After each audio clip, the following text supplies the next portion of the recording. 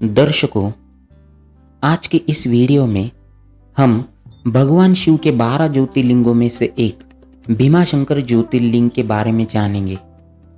भगवान शिव के 12 ज्योतिर्लिंगों में भीमाशंकर ज्योतिर्लिंग का स्थान छठा है। यह ज्योतिर्लिंग महाराष्ट्र के पुणे से लगभग 110 किलोमीटर दूर सह्याद्री नामक पर्वत पर स्थित है। इस ज्योतिर्लिंग की स्थापना के पीछे कुंभकर्ण के पुत्र भीम की एक कथा प्रसिद्ध है। कहा जाता है कि कुंभकर्ण के एक पुत्र का नाम भीम था। कुंभकर्ण को कर्कटी नाम की एक महिला पर्वत पर मिली थी। उसे देखकर कुंभकर्ण उस पर मोहित हो गया और उससे विवाह कर लिया। विवाह के बाद कुंभकर्ण लंका लौट आया, लेकिन कर्कटी पर्वत पर ही रह गई।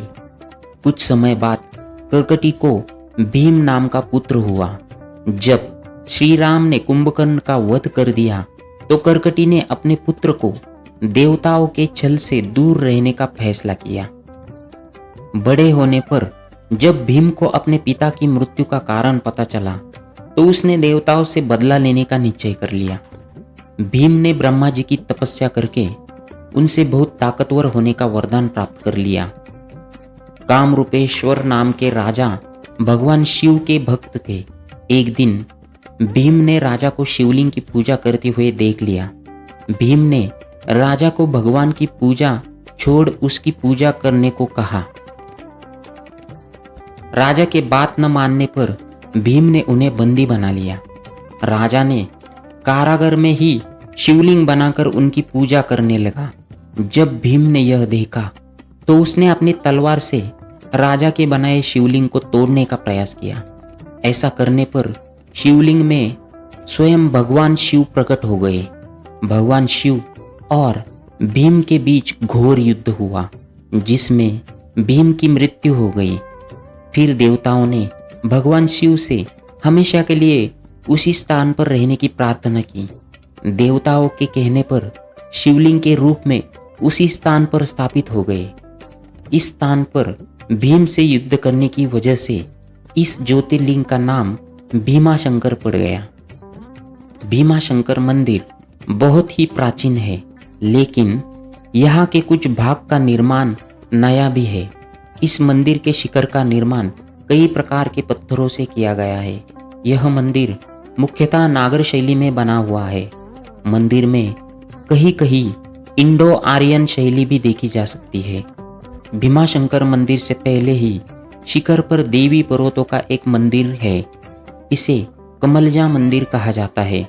मान्यता है कि इसी स्थान पर देवी ने राक्षस त्रिपुरासुर से युद्ध में भगवान शिव की सहायता की थी।